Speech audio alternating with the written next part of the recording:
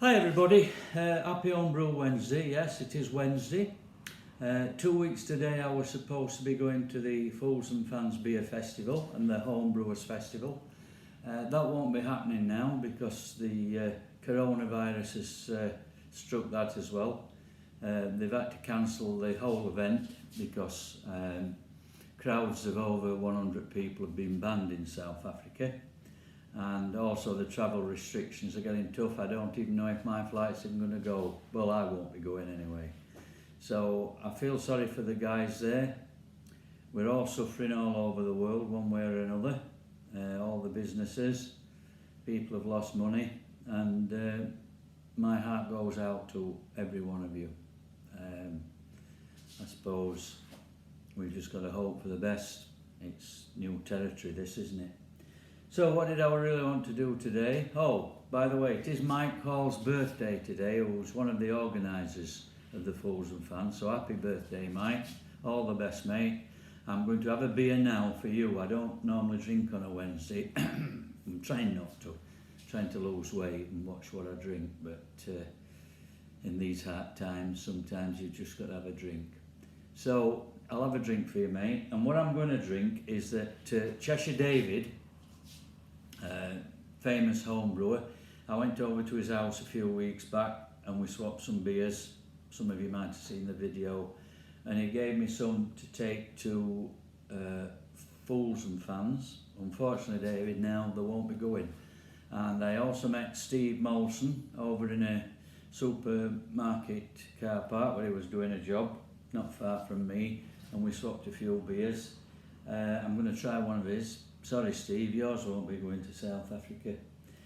They're in the garage now, I made about 40 bottles of Rigwelter clone at 6.7%. So obviously that's not going. I put fancy labels on and everything. I ought to have had them out really, but they're in the garage.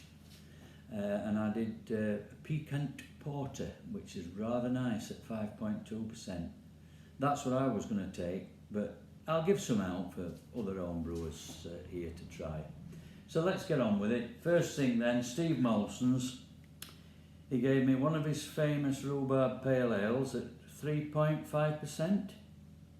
I can't remember, no, it doesn't say when it was bottled. Now I haven't made this rhubarb. There you are, Steve. 3.5, yep. I'll open it. I have never made one, but I'm going to do. He sent me the recipe. I just need some rhubarb. I think Steve might. Ah, there was a good hiss there. Don't know whether you can see it. Yeah, you can see the smoke coming out. Let's get it into a glass. I really wanted this one to be a quick one.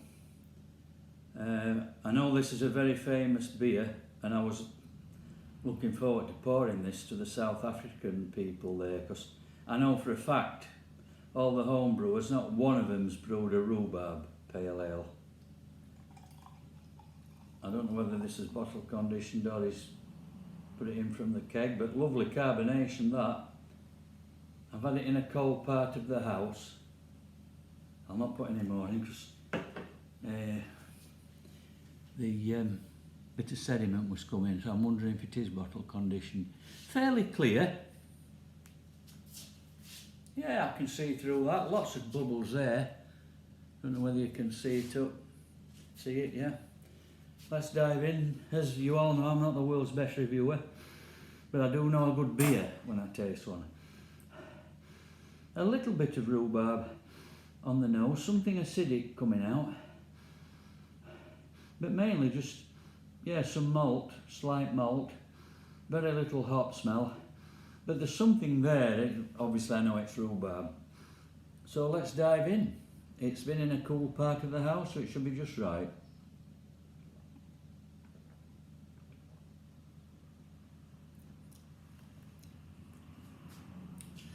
You definitely get the rhubarb taste. It's not heavy or overpowering. It's just a touch of the rhubarb. I remember picking rhubarb when I was a kid and dipping it into sugar to get rid of the sourness. And the taste is just about right on that.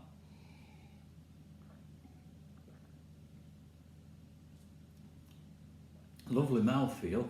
A bit of a ting as it goes down with the carbonation.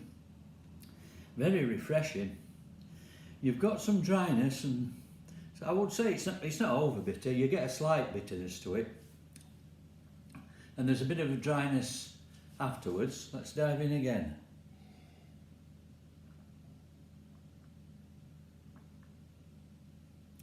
Oh, it's really refreshing, that. I think if you'd put too much rhubarb in, it could be overpowering, but that's just perfect. But Steve is the master of rhubarb pale ales.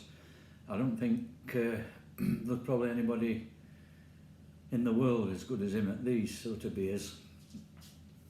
But I'll have a go, Steve, later on this year, if I can get some rhubarb. So cheers, Steve. Sorry it's not going to South Africa. Well, I'll put it to one side. And the next one, let's just... oh, Cheshire Homebrew. He sent me two. And they are, I don't know whether you can see that, Russian Imperial Stouts. Now these will be strong. Let's see if it says on the bottle. 9.3% by volume. Cheshire Homebrew, Russian Imperial Stout. Again, I was going to go to South Africa with these and show them off, but not anymore. Little bit of a hiss, and you probably can't pick it up if I get it in the middle of the camera. I'm always wanting to go this side for some reason. But let's get it in a glass. So this is Cheshire David. Great bloke, just like Steve. Been brewing longer than me. They are top class brewers, top class people. In fact, just about everybody I know in the brewing world are fabulous people. So there we are. This is the one I would have opened at the festival. 2 weeks this Friday it would have been, the Homebrewers Festival. So, colour, pretty black, isn't it? Lots and lots of bubbles coming up. You see them there, yeah, you can catch them. Tan head, bubbles, what, just over a finger of head there, sticking to the glass. Let's get a smell. Oh, there's some rich, deep, dark chocolate in that one. And fruit. No, there's no overpowering roastness coming through. Well, let's get in. Cheers, 9.3%.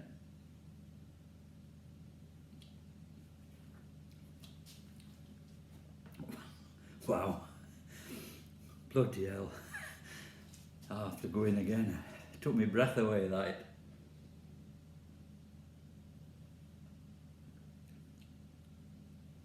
Silky smooth. Lots of dark fruit flavour. And after bitterness and after dryness, yeah, it's like a bitterness. Goes down ever so smoothly.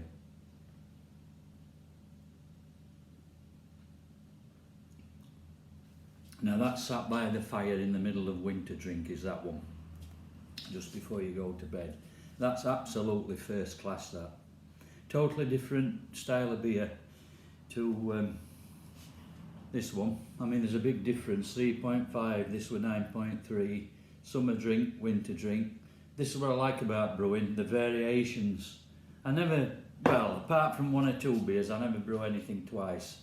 Maybe Hoppy Wheat I have done 3 times, but that is one of my favourites. So that's Cheshire Dave's. He gave me another one which I drank that hadn't been carbonated, and that was nice. This one's got there's a lingering bitterness on the tongue.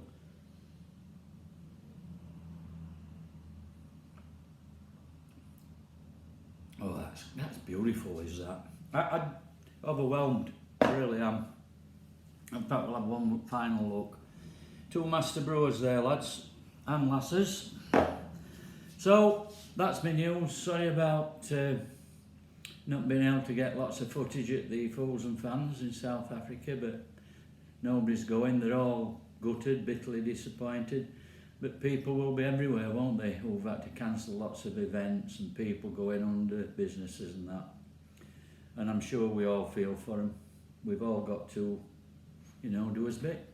So thanks everybody, and hopefully next time I'm on we might have a bit better news. So happy brewing everybody.